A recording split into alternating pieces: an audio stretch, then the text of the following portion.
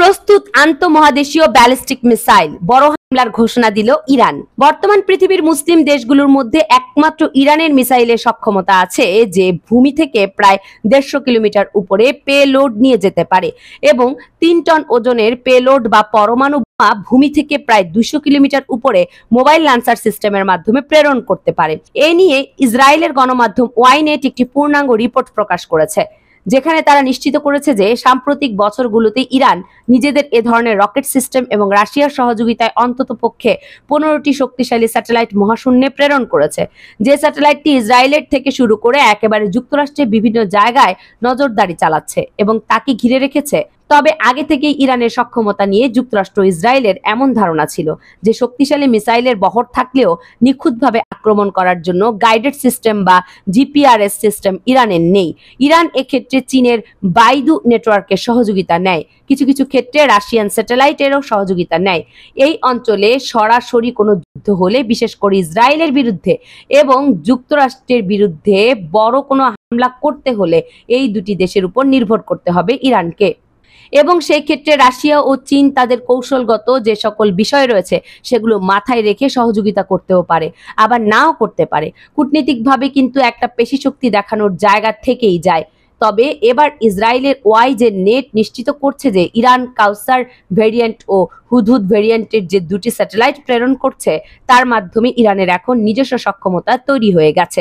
এখন যুক্তরাষ্ট্রের ভূখণ্ড বলেন বা ইসরায়েলের ভূখণ্ড, যে কোনো জায়গায় হামলা করতে এখন আর ইরানের কোনো ধরনের চীন ও রাশিয়ান স্যাটেলাইটের সহযোগিতা লাগবে না, কারণ স্যাটেলাইট আত্মনির্ভরশীল হয়ে গেছে ইরান। বর্তমান মুসলিম বিশ্বের মধ্যে ইরানই একমাত্র দেশ যার সারা পৃথিবীর যে কোনো প্রান্তে একক ভিত্তিতে একক সিদ্ধান্তে নিজের স্যাটেলাইটের উপর নির্ভর করে আক্রমণের সক্ষমতা রয়েছে।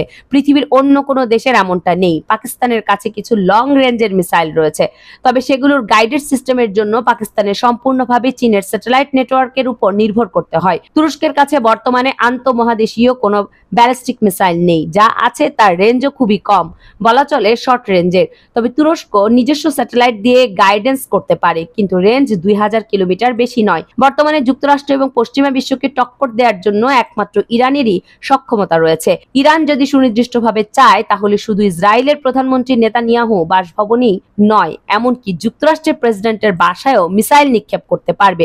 সুনির্দিষ্ট আক্রমণের এই সক্ষমতা এখন ইরানের তৈরি হয়ে গেছে। এসব বিষয়ে ইসরায়েলের সংবাদ মাধ্যম ওয়াইনেট এই স্বীকারোক্তি দিয়েছে এবং এই কথাটা মেনে নিয়েছে যে ইরানের এই সক্ষমতা রয়েছে। যুক্তরাষ্ট্রের প্রশাসনে এখন ক্ষমতায় এসেছেন ডোনাল্ড ট্রাম্প এবং ব্যবসায়িক প্রতিনিধি হিসেবে সালমান এফ রহমানের মতো পুরো পররাষ্ট্রনীতি এবং সামরিক নীতির দায়িত্ব দিয়েছেন এলন মাস্ককে। এবং এলন মাস্ক গোপনে মার্কিন যুক্তরাষ্ট্রে ইরানের রাষ্ট্রদূতের সাথে বৈঠক করেছেন। বৈঠকে এলন মাস্ক ইরানকে হুমকি দিয়ে বলেছেন, জো বাইডেন আর ট্রাম্প দুইজন কিন্তু এক নয়, সুতরাং ইরানকে আরো সাবধান হতে হবে। ইসরায়েলের আর আক্রমণ করা যাবে না। যদি ইরান ইসরায়েলে আক্রমণ করে তাহলে ভয়াবহ যুদ্ধ হবে এবং যুক্তরাষ্ট্র পাল্টা প্রতিশোধ নেবে। তবে ইরান এর কোনো জবাব দেয়নি। ইরান কিন্তু ভেবেচিন্তে জবাব দেবে। এখন প্রশ্ন থাকছে, ইরান কি জবাব দিল? ট্রাম্পের এই হুমকিতে ইরান কি দমে যাবে? ইসরায়েলের বিরুদ্ধে কোনো অ্যাকশন নেবে না? এ নিয়ে ইরানের উত্তর হলো, যুক্তরাষ্ট্রের ক্ষমতায় ডোনাল্ড ট্রাম্প আসুক, জো বাইডেন আসুক বা যে কেউ আসুক, আমাদের কোনো কিছুই যায় আসে না। আমাদের যে অঙ্গীকার সেটা নিশ্চিত করা হবে। অবশ্যই আক্রমণ করা হবে ইসরায়েলের ভেতর এবং অবশ্যই প্যালেস্টাইনের স্বাধীনতা যতদিন পর্যন্ত নিশ্চিত না হবে ততদিন পর্যন্ত আক্রমণ চলবে। এমনকি কাসেম সোলাইমানের হত্যার জন্য দায়ী ডোনাল্ড ট্রাম্পের বিচারও নিশ্চিত করা হবে। অর্থাৎ ট্রাম্পকেও টার্গেটে রেখেছে ইরান, তার বিরুদ্ধে অ্যাকশন নেওয়া হতে পারে। এখন প্রশ্ন উঠতে পারে, যুক্তরাষ্ট্রের প্রেসিডেন্টকে কি গুপ্ত হত্যা করবে ইরান? তবে বিষয়টা এরকম নয়। মধ্যপ্রাচ্য নিয়ে ডোনাল্ড ট্রাম্পের যে রাজনৈতিক স্ট্র্যাটেজি আছে তাকে চ্যালেঞ্জ করবে ইরান। এতদিন তো শুধু গাজা উপত্যকা থেকে ইসরায়েলের আক্রমণ করা হতো, তবে নতুন স্ট্র্যাটেজিতে এখন পশ্চিম তীর থেকেও আক্রমণ করা হবে। গোপনে ইরান পশ্চিম তীরের ভেতর বিপুল অস্ত্র প্রেরণ সম্পন্ন করেছে। ধারণা করা হচ্ছে যে কোনো মুহূর্তে পশ্চিম তীর থেকে হামলা শুরু হবে। ইতিমধ্যে ইসরায়েলের একজন মন্ত্রী ঘোষণা দিয়েছেন 2025 সালে গাজা উপত্যকার মতো পশ্চিম তীর দখলের জন্য অভিযান চালানো হবে। মাত্র কিছুদিন আগে ইসরায়েল যখন ইরান আক্রমণ করেছিল তখন ইরানের পার্চিন সামরিক কমপ্লেক্স, যেটি একটি পরমাণু গবেষণা কেন্দ্র, সেখানে আক্রমণ চালিয়েছে। যদিও ওই সময় আন্তর্জাতিক সংবাদ মাধ্যমে এবং বাংলাদেশের সংবাদ মাধ্যমগুলো এই খবর প্রকাশ করেনি, তবে পরমাণু স্থাপনায় ইসরায়েলের এই আক্রমণ ইরান প্রতিহত করেছিল। এ নিয়ে ওই সময় ইরান মুখ খোলেনি বা কোনো দাবি করেনি। তবে এইবার কিন্তু আনুষ্ঠানিকভাবে ইসরায়েল এই তথ্য স্বীকার করেছে যে তারা ইরানের পরমাণু স্থাপনায় আক্রমণ করেছিল। গুরুত্বপূর্ণ এই বিষয়টিকে কেন্দ্র করে ইসরায়েলের সংবাদ মাধ্যম টাইমস অফ ইসরায়েল ইসরায়েলি সরকারের উদ্ধৃতি দিয়ে এই তথ্য স্বীকার করেছে যে ইসরায়েল ইরানের পরমাণু স্থাপনায় যেখানে পরমাণু বোমা রিসার্চ করা হয় সেখানে কিন্তু বম্বিং করেছে। এই জিনিস তারা স্বীকার করেছে। ইসরায়েলের যে জায়গায় ইরানের পরমাণু স্থাপনাকে টার্গেট করেছে, এইবার কিন্তু ইরান ট্রু প্রমিস 3 অধীনে ইসরায়েলের পরমাণু স্থাপনায় আক্রমণ চালাবে। মূলত ইরানের পারচিন পরমাণু স্থাপনায় যে হামলাটা করেছে, যদিও সেখানে পরমাণুর কোনো কিছুই উপস্থিত ছিল না, কারণ বহু পূর্বে ইরান তার পুরো কর্মসূচিটাকে মাটির নিচে তাদের যে আন্ডারগ্রাউন্ড মিশন রয়েছে সেখানে ইউরেনিয়াম এঙ্গেজমেন্টের সেখানে নিয়ে গেছে। সেখানে কিন্তু ইসরায়েল বাংকার ব্লাস্টার বোমা দিয়েও কোনো কিছু করতে পারবে না। মানে এই কমপ্লেক্সে তেমন কোনো ক্ষতি ইরানের হয়নি। তবে বিষয়টা হলো প্রতীকী, যে আপনি আমার পরমাণু স্থাপনা আক্রমণ করেছেন, সুতরাং আমার কাছে এখন লাইসেন্স রয়েছে আপনার পরমাণু স্থাপনা আক্রমণ করার জন্য।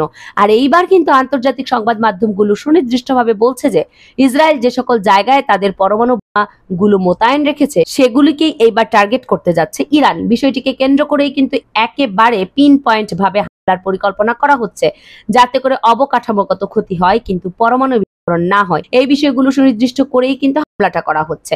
পরমাণু যুদ্ধ ইরান চায় না, তবে উপযুক্ত জবাব দিতে চায়। সুতরাং ইরানের এই ট্রু প্রমিস 3 এখন শুধু আমাদের মুসলিম বিশ্বের জন্য নয়, পুরো পশ্চিমা বিশ্বের জন্যই আগ্রহ এবং উদ্বেগ, দুইটার জন্যই কিন্তু অন্যতম কারণ, যার জন্য আন্তর্জাতিক সংস্থার যিনি প্রধান রয়েছেন জরুরি ভিত্তিতে যুক্তরাষ্ট্রের অনুরোধে ইরানের ভেতরে গেছেন এবং ইরানকে বোঝানোর চেষ্টা করছেন যে পাল্টা হামলা ইসরায়েলের সকল জায়গায় করো, পরমাণু স্থাপনায় করো না।